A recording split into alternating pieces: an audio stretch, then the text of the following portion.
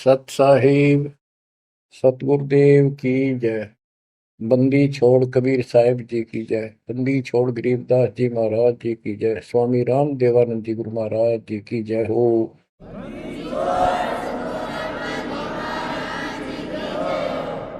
सर्व संतों की जय, सर्व भक्तों की जय, धर्मी पुरुषों की जय। श्री काशी धाम की जय, श्री सुडानी धाम की जय, श्री क्रोथा धाम की जय, श्री बरवाड़ा धाम की जय। सत साहिब परम पिता परमात्मा कबीर जी की असीम हृदय से बच्चों, आज आपको अपने घर का पता चला। ये अरहट वाले कुएं में, ये अरहट का कुआ लोई यागल बंधा है सब कोई, कीड़ी कुंज पर अवतारा, हर हट डोरी बंधे कई बारा। इस हर हट जैसे कुएं में बहुत बार चक्कर काट चुके हो। अब इस झंझट से छूटने का समय आ गया। आप किसी से पूछ लो, कोई भी मरना नहीं चाहता, पर सबको पता यहां रह भी कोई नहीं गा। यह समस्या क्यों है? ये इसलिए है कि अब मृत्यु अच्छी चीज नहीं। सबसे घटिया ये है। फिर वृद्धावस्था, जब तक जवान रहता है रोजी रोटी के चक्कर में उलझा रहे, बस की बात नहीं। यहाँ की व्यवस्था ऐसी है, छोटे छोटे बच्चे होंगे, उनके पालने के लिए मर मिटता इंसान, और करना पड़े। देखे जहां भूखे बैठे, तो ये मजबूरी है अपनी। और फिर सारा जीवन बच्चों को पाल पोस कर पढ़ा कर शादी कर दी, उनके बच्चे हो गए। बच्चों, अपना कर्म के साथ जीव आप बैठे। बच्चे कितने अच्छे हों, कितनी अच्छी बहू आ जा पुत्रवधू, लेकिन कर्म में दुख है तो कोई न कोई इसी आंट ला देगा काल। वो चाह कभी आप उसकी मदद नहीं कर पाओगे, उसके कर्म ना करने दे। जैसे आपको बताया, या फिर कोई ऐसी बीमारी हो जाएगी, बच्चे भी, बेटा भी, पुत्र वधू भी दोनों बैठ कर रोने जाएंगे और वो चिल्लाए जा। सास या ससुर कोई भी है, जो कर्महीन इंसान दुखता आवेंगे, वो दवाई भी जो आ सके हैं अच्छे हॉस्पिटल में ले जाएंगे, लेकिन उस दुख उस दर्द 2900 न कौन मिटा होगा। बच्चों, बहुत बार समझा लिया आपको, कभी आंख नहीं खुलने देता ये काल। केवल सतगुरु शरण में आने से इस काल का प्रभाव हट जाता है कुछ समय के लिए। और तब ये बातें अच्छी लगती हैं, ना कोई गाना, ना कोई बेंजू बजे, ना कोई अच्छा सुर निकाल ले जाते। केवल ये परमात्मा की अमर कथा सुनाई जाती है, उस दाता की बोली, उस कबीर परमात्मा की महिमा सुनाई जाती है। और धीरे धीरे जब पाप कम होते चले जाते हैं, यह इतनी अच्छी लगती है। वो गाने सुना करते बकवादी एक अन्य के लिए लगते हैं इनके साथ। तो वो पाप कर्म जितने कटते चले जाएंगे, इतने ही ये आत्मा का आहार इसे अच्छा लगने लग जाएगा। ये बहुत सी घटनाएं सारे घट रही हैं, पर एक आधा सुनाने से सभी समझ में आ जाती है। एक व्यक्ति को अधर्म मार गया, पैरालिसिस होगा, और उसके 4 एकड़ जमीन थी, उन्हें 16 एकड़ बढ़ा दी। सारी जिंदगी मेहनत करी खूब, कंजूसी के साथ।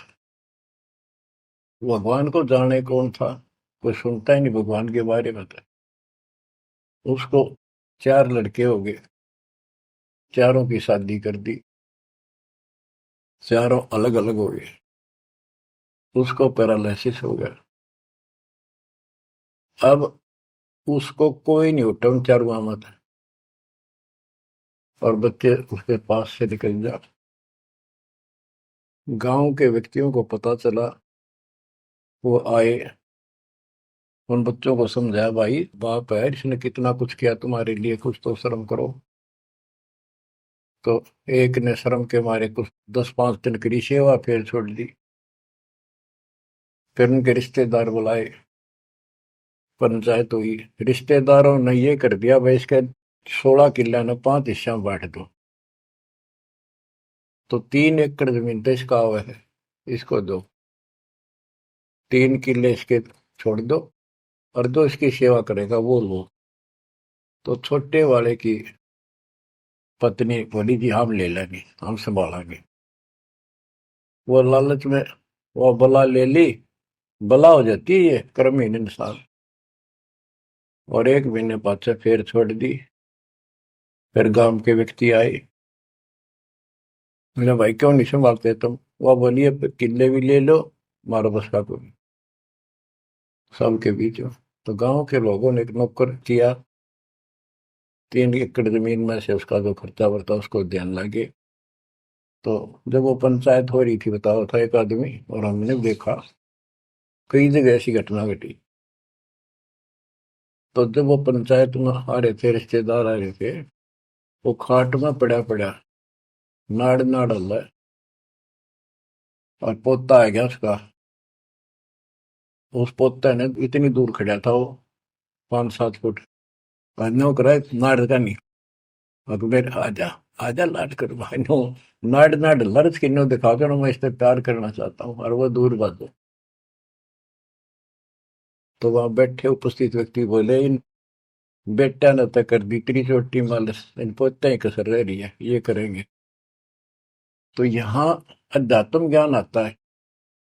जो काम करण का था कर्म ही ने वो तो करया कोई नहीं। जिसका दुख भी टला हो, बेटा बेटी पुत्र वो दूर सब न अच्छा लगा हो। तो बच्चों यू काम करण का है, यह सबके साथ बढ़ जाएगी जाए भगवान की शरण में नहीं रहे थे। 3 बातों को देखकर दास को और अधिक दृढ़ता लगी और भगवान के प्रति तड़पने लग गया। ये सचमुच तो पहले देखा है सब बता, और भी सामान्य बातें देखी ना, बीमार हो तो भी माता पिता बैठे बैठे देखे जा, और वस्तु के लिए पुकारे जा, कोई सुनने तैयार नहीं था। कबीर साहब कहते बूढ़ा होकर पड़े खाट में, सुने बचन खारे, कड़वी बात सुना करेगा। और कुत्ते था उनका भी सुख को नहीं, ये छाती फूकड़ आ रही। पुत्र वधु कह के गई बूढ़ा बुढ़िया ने के ध्यान रखियो को कुत्ता बिल्ली ना बढ़ जाए अंदर। अब वो ध्यान रखे तुम्हें दिखे कुछ ना दिखे, और दोस्त आंख लागी, कुत्ता बढ़कर उसकी लस्सी दूसी गिरा गया। वह पानी लेकर आई तो उन्होंने कहा तारा इतना भी सुख कौन, तो कुत्ते ने रोक दो, छाती फूक दी तुमने मेरी। तो परमात्मा कहे फिर ये एक वचन सुनोगे तुम, ये कथा सुनने को मिलेगी अमर कथा तुम्हारे को। जो काम करने का वो कर लो, भक्ति करो, और फिर देख घर में भी सुख, शरीर में भी सुख, और सारे बच्चे भी भक्ति मार्ग पर लग जाएंगे। बच्चे सत्संग में जाएंगे, उनके मन दया पैदा होगी, भगवान का डर होगा, उनको अपने कर्तव्य का ज्ञान होगा कि माता पिता की भी सेवा करनी चाहिए, इन में पाला पोसा है। दया बनती है अंदर इस ज्ञान से। तो बच्चों इस भक्ति इस सत्संग के बिना इंसान ऐसे जड़े डोका मर जाता है। और जब तक ये ज्ञान नहीं होता वो काम हमने सबसे उत्तम और बस इतना ही ठीक है, वो अच्छा लग रहा था। तो यहाँ कबीर साहब कहते सतगुरु के उपदेश का सुनिया एक विचार, जय सतगुरु मिलते नहीं फिर जाते यम द्वार। वो दुख और आगे देखो, मृत्यु के बाद यम के दूत घसीट के ले जाएंगे धर्मराय के उस न्यायाधीश के दरबार में, फिर उनका फैसला होगा इसको नरक में डालो, इतने वर्ष, इतने दिन, इतनी घड़ी कैलकुलेटेड होते होंगे। यम के दूत उनको लेकर चलते हैं टोड़ के टोड़ने क्यों, 1 लाख का हिसाब हो डेली, दे लट्ठा दे लट्ठा। वो नरक से वापस भाजे, उनका लठ मारे भाले ठोकर जबरदस्ती लात मार के ठोकर मार के नरक में गिरे। कहते नरक द्वार में दूत सफर करते क्या चाहता, उन तक वो ना छूटता, करता चारों खानी। नरक भोग का फिर चार खानी में भरमता, नित्य गदे शोर बनता, और कभी ना लगता पार। सो फेरा सब मिट गया मेरे सतगुरु के उपकार। बच्चों समझ लो इन बातों को और देखो मालिक की दया। ये बातें कदे हमने दादे परदादा पर भी ना सुनी, माता पिता से नहीं सुनी। उसकी दया हुई दाता की, और आज ये अच्छी लगे और बात एक भी अच्छी नहीं लगती। वो तो बेतुकी बातें हैं, थोड़ी देर बातें करनी पड़ती है इधर उधर की। 2 मिनट बाद में सोचा ही गया तो जा अपना परमात्मा ने याद करे। तो यह लगन अलग से लगेगी, इस सत्संग से लगेगी, और भक्ति सुमन दान करोगे या सेवा, ये सारे मिलकर आपको निर्मल करेंगे। आपको हर तरह से शक्ति आत्मा को मिलेगी। भोजन खाते हैं तो उसमें सभी प्रोटीन सब प्रकार के खाने होते हैं, तभी स्वस्थ शरीर रहता है। इस प्रकार हमने सेवा भी, जिसी बने सुमन भी, दान भी, ये करना पड़ेगा। और मर्यादा का निर्वाह परहेज भी रखने पड़ेंगे, तभी आत्मा स्वस्थ होगी, मोक्ष प्राप्ति योग्य होगी। बच्चों, धन है आपके माता पिता जिनसे जन्म हुआ। आपकी किस्मत को अगर व्याख्यान करने लगो, आपकी किस्मत का वर्णन करो, कोई शब्द नहीं दास के पास। इतनी अच्छी किस्मत लेकर जन्मे हो तुम। आपका मनुष्य जीवन इस समय, मनुष्य जीवन के बाद फिर आपको शरण मिल गई। गजब अजब बात यह है कि आपको शरण मिल गई। आप देखो, नाम लेने तो पहले आप किस स्थिति में थे, क्या करा करते, सारा दिन कोहरे डले डोया करते, और मजदूर काल के मजदूर थे, बस पेट के मजदूर, माचे माचे अंडला थे। कोई भी अच्छा काम चाह कर भी नहीं कर पावा थे। आत्मा भी अच्छी थी, था आपकी नर्म भी थे, दया थी, भाव था, सारा था, भगवान की चाह भी थी, पर ऊपरली सी थी, काम चलाऊ सा था। और नाम लेने से पहले जब आपने स्टार्ट किया इस मार्ग को, देख मन कितनी बगावत करे था। ये कैसे हो सकता है, ऐसे कैसे हो सकता है, हमने तो ये पूजा की, हमने ये देखा, ये सुना। तो काल ने परमात्मा से पहले कहा था कि तुम्हारा जो हंस जाओगा ज्ञान बताने के लिए, उससे पहले कहते देवी देव धाम तो दुआओ, तीर्थ व्रत और ये झूठे जब तब मन लाऊं। इस तरह की सारी शास्त्रों की साधना से इनको इतना मूर्ख बना दूंगा कि कोई भी उसके ज्ञान को सुनेगा नहीं। जाओ योग जीत संसारा, जीव न माने कहा तुम्हारा, जीव तुम्हारा कहा न माने, हमारी ओर हो बात बखाने। हमारी ओर होकर बात विवाद करेंगे तुम्हारे साथ। बच्चों, इन बातों को याद रखो। इस जीवन की सफलता है कि इसमें परमात्मा प्राप्ति हो। आप इसके निकट आ चुके हो। आपने जो भक्ति स्टार्ट करी, आपकी यही दशा थी। कति मन मान कर राजी नहीं था, और उस दाता देखो अपने बच्चों को कैसे कैसे कैसे कोई न कोई भेज के अपना बहन भाई रह रह के कथा सुनाई। कभी अच्छी लगी, कभी ना लगी, धीरे धीरे पाप कटते गए, सुनते चले गए। कहते सो सब सिदर मैं करूं अपने जन के काज, हरने से पूजो मार दो नरसिंह दर के साज। इब्राहिम सुल्तान के साथ कितने खाड़े कर दिए, कितना पीछे पड़ गया जाता अपने बच्चे को नरक से निकालने के लिए। यही दशा अपनी थी। उस दाता ने कोई न कोई कारण बना के अपने को राह दिखाया है। हरे बच्चों, समझो इस मार्ग को, क्योंकि ये कथा जो सारी सुनाई जाती है, ये आत्मा को सहारा देती है। ये आत्मा बहुत सतर्क हो जाती है, इन पर सब पर विचार करती है, तब इस मन को साइड कर देती है कि बस बहुत हो लिया। आप देखो क्या हाल है, कल न पशु बन जाओगे, और पहले पेरा ने कितनी बार बन लिए। तो परमात्मा आपको बहुत लंबे समय से तैयार करते करते करते करते आ रहे, और आप भी लगे रहे।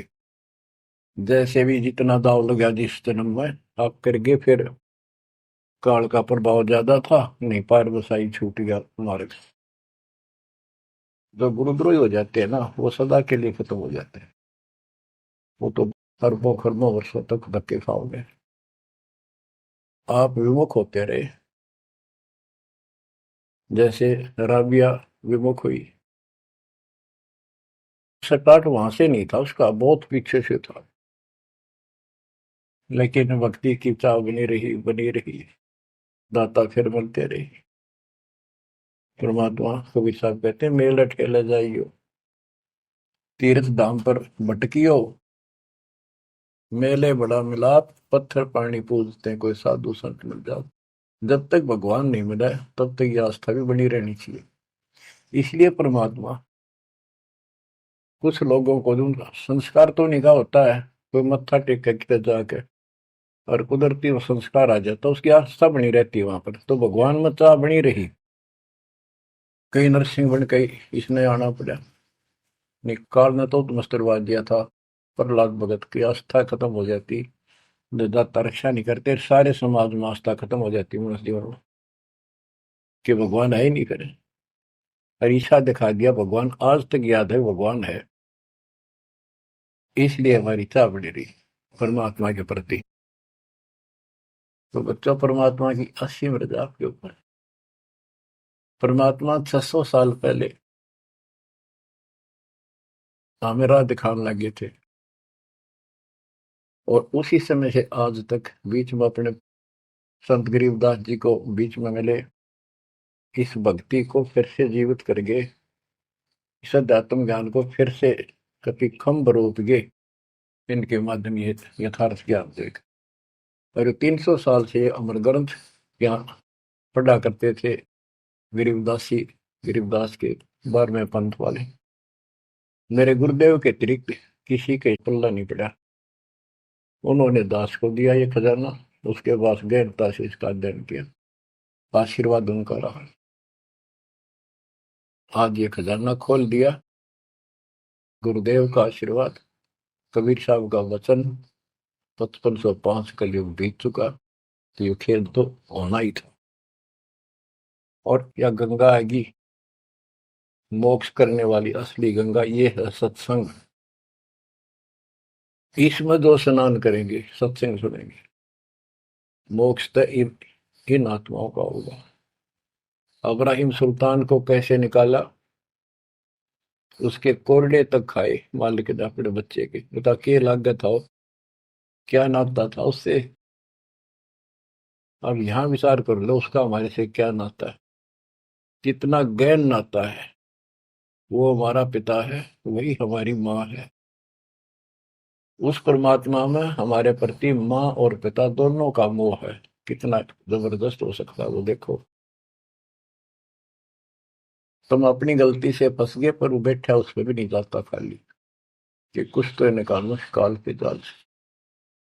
आप आंख खोलो, इस मार्ग को दृढ़ता से ग्रहण करो, बच्चों वाली बातें छोड़ दो, सारा संसार एक तरफ हो जाए, आपने एक तरफ होना पड़ेगा।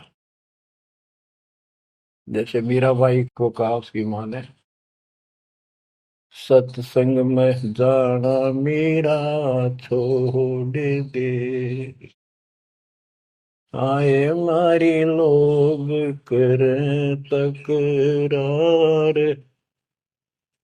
सत्संग में जाना मीरा छोड़ दे, सत्संग में जाना मेरा ना छूटे री, सत्संग में जाना मेरा ना छूटे री, तारी चाहे जड़ कमरो संसार, सत्संग में जाना मेरा ना छूटे। इस दशा में, इस स्थिति में आपको आना पड़ेगा।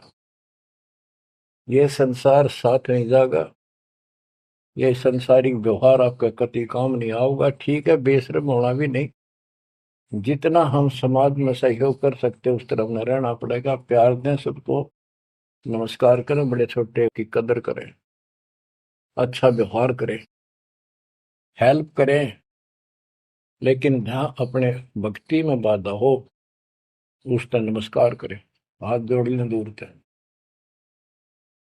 बच्चों, गरीबदास जी ने बताया है, गोरख से ज्ञानी गणे और सुखदेव दती जिहान, सीता सी गो भारिया संत दूर स्थान। पुण्यात्मो, आपको अध्यात्म सिलेबस, ये अध्यात्म का पाठ्यक्रम पढ़ाया जा रहा है, दास टीचर है, और इसको बार बार रटवाऊंगा, बार बार समझाऊंगा, क्योंकि टीचर सारा साल उस सिलेबस को रह रहकर रिपीट करवाया करे, तब बच्चों के आत्मा में, उसके मन में, बुद्धि में वो सेट होता है।